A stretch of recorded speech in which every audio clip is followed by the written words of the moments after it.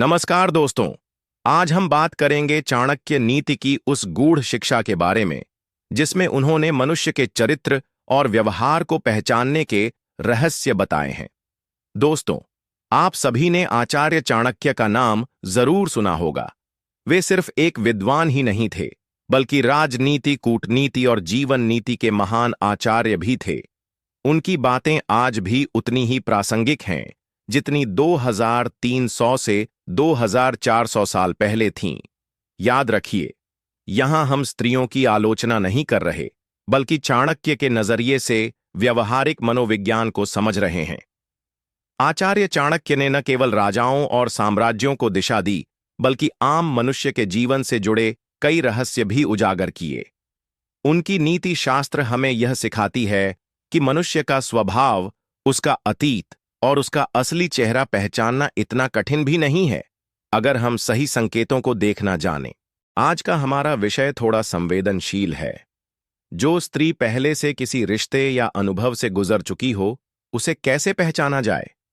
दोस्तों, यह सवाल सुनने में सीधा लगता है, लेकिन इसमें बहुत गहराई छिपी हुई है, क्योंकि यहां केवल शारीरिक बात नहीं, बल्कि मानसिक, भावनात्मक और सामाजिक अनुभवों की पहचान करना भी शामिल है। चाणक्य कहते थे कि व्यक्ति के व्यवहार और उसकी छोटी छोटी आदतें उसके जीवन की कहानी को खोल देती हैं।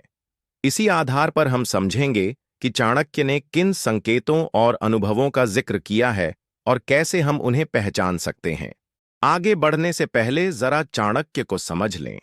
आचार्य चाणक्य, जिन्हें विष्णुगुप्त या कौटिल्य भी कहा जाता है, तक्षशिला विश्वविद्यालय के महान आचार्य थे। उन्होंने अपनी बुद्धिमत्ता और रणनीति से साधारण चंद्रगुप्त मौर्य को मौर्य साम्राज्य का सम्राट बनाया। चाणक्य सिर्फ राजनीति के माहिर खिलाड़ी नहीं थे, बल्कि उन्होंने जीवन के हर पहलू को गहराई से समझा। चाणक्य नीति में उन्होंने यह बताया कि किसी व्यक्ति की नीयत, स्वभाव, वफादारी और अतीत को पहचानने के लिए हमें उसकी भाषा, चाल ढाल और व्यवहार को देखना चाहिए। वे कहते थे, मनुष्य चाहे जितना भी अपने अतीत को छिपाए, उसकी आदतें और संकेत उसे प्रकट कर ही देते हैं। यही बात उन्होंने स्त्रियों के संदर्भ में भी कही। उन्होंने यह समझाया कि एक स्त्री जो पहले किसी रिश्ते से गुजरी हो, उसके भीतर कुछ ऐसे भाव और लक्षण रह जाते हैं जिन्हें समझने वाला व्यक्ति पहचान सकता है। अब सवाल यह उठता है कि आखिर चाणक्य ने स्त्री के बारे में ऐसा क्यों कहा? क्या यह स्त्रियों के सम्मान के खिलाफ है? नहीं दोस्तों, बिल्कुल नहीं।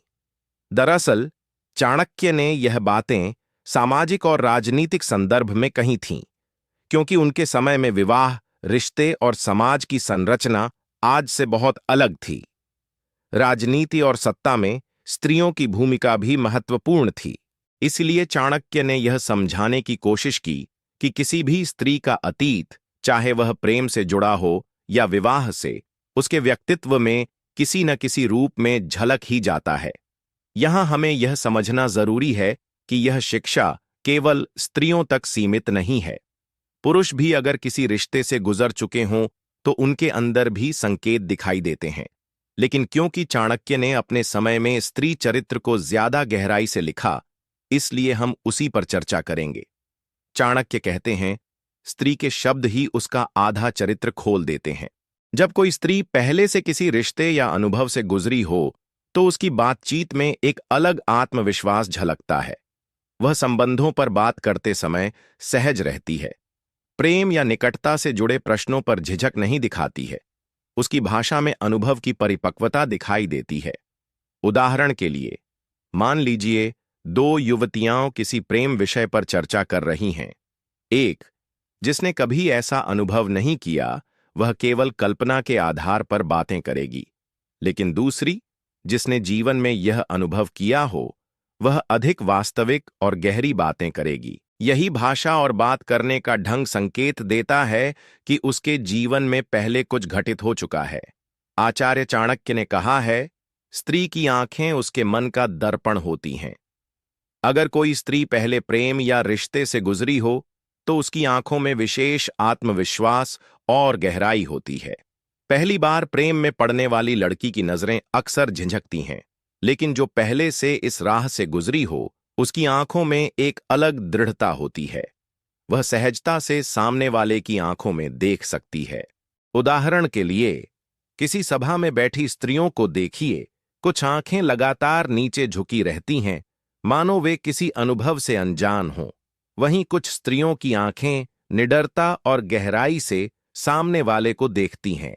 यह गहराई ही संकेत है कि वह पहले से जीवन के किसी अनुभव से गुजर चुकी है। चाणक्य कहते हैं, स्त्री के चलने का ढंग उसके अतीत की गवाही देता है। स्त्री की चाल ढाल, बैठने का अंदाज और दूसरों से मिलने का तरीका उसके अनुभव को दर्शाता है। जो स्त्री बिल्कुल नई और अनुभवहीन हो, वह अधिक संकोचपूर्ण होती है, लेकिन जो जीवन में रिश्तों से गुजरी हो, उसकी बॉडी लैंग्वेज अधिक आत्मविश्वास से भरी होती है।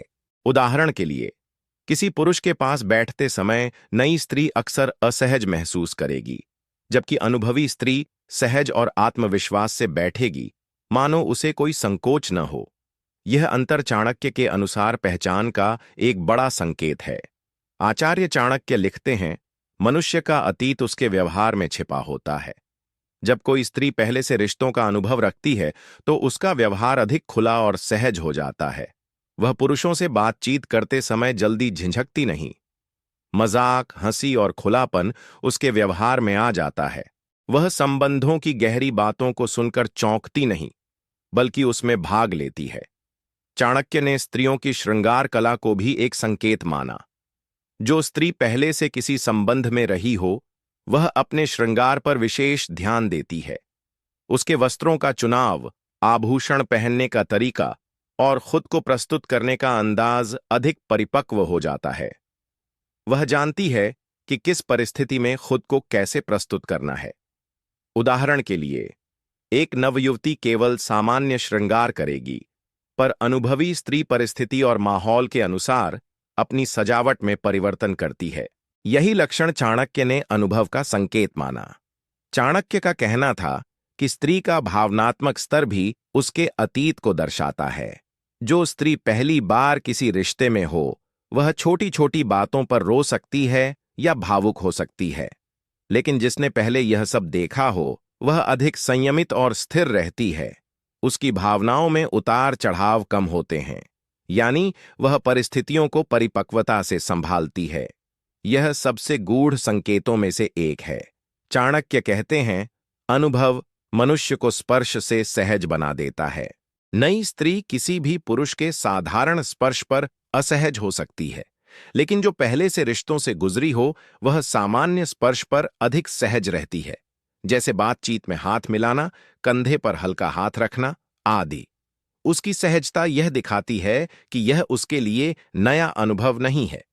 अंत में चाणक्य ने यह भी कहा कि स्त्री का सामाजिक व्यवहार उसके अनुभव को प्रकट करता है।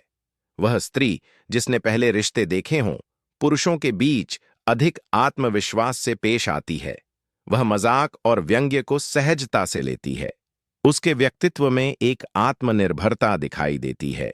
चाणक्य ने कभी यह नहीं कहा कि अगर कोई स्त्री पहले से किसी रिश्ते से गुजरी हो तो उसे नकार देना चाहिए, बल्कि उनका उद्देश्य था, सत्य को पहचानो और उसी आधार पर अपना निर्णय लो।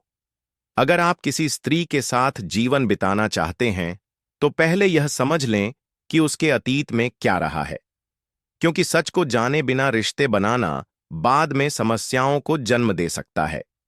उदाहरण के तौर पर, यदि किसी पुरुष को शादी के बाद पता चले कि उसकी पत्नी पहले किसी रिश्ते से जुड़ी थी और उसने इस तथ्य को जानबूझकर छुपाया, तो यह विश्वास तोड़ देगा। लेकिन अगर वही बात पहले से साफ कर दी जाए तो रिश्ता मजबूत रह सकता है। चाणक्य कहते हैं, विश्वास हर संबंध की जड़ है। इसका मतलब यह है कि अगर स्त्री या पुरुष दोनों में से कोई भी अपने अतीत को छुपाता है, तो आगे चलकर समस्या होगी। इसलिए जरूरी है कि किसी भी रिश्ते की शुरुआत ईमानदारी से हो। अतीत चाहे जैसा भी हो, अगर दोनों पक्ष एक दूसरे को सच्चाई बता दें, तो आगे झगड़े की गुंजाइश नहीं रहती। उदाहरण के लिए, अगर एक लड़की अपने मंगेतर को पहले ही बता दे कि उसका किसी के साथ रिश्ता था, लेकिन अब वह पूरी तरह समाप्त है, तो उसका साथी यह तय कर सकता है कि उसे यह रिश्ता स्वीकार करना है या नहीं। इससे भविष्य में पछतावा नहीं होगा। आचार्य चाणक्य ने संकेतों को केवल पहचानने का साधन बताया था। उन्होंने कभी यह नहीं कहा कि केवल संकेत देखकर ही निर्णय ले लेना चाहिए। कभी कभी किसी स्त्री का आत्मविश्वास या व्यवहार केवल उसके व्यक्तित्व का हिस्सा होता है, न कि उसके अतीत का। इसलिए यह आवश्यक है कि आप केवल अनुमान पर भरोसा न करें। असली सच जानने के लिए संवाद, कम्युनिकेशन जरूरी है। चाणक्य कहते थे, अनुमान पर निर्णय लेना मूर्खता है, सत्य पर निर्णय लेना बुद्धिमानी। अब सवाल यह है कि 2300 साल पहले कही गई बातें आज के युग में कितनी काम की हैं? दोस्तों, आज का समाज बदल चुका है। रिश्तों की परिभाषा बदल गई है। पहले जहां विवाह ही स्त्री पुरुष संबंध का एकमात्र मार्ग था, आज लोग दोस्ती, प्रेम और साझेदारी में भी जीते हैं। लेकिन एक बात आज भी वही है, विश्वास और पारदर्शिता ही रिश्ते की असली नींव है। चाणक्य की नीतियां हमें यह नहीं कहती कि किसी के अतीत को लेकर उसे जज करो, बल्कि यह सिखाती हैं कि आंख मूंद कर किसी पर भरोसा मत करो।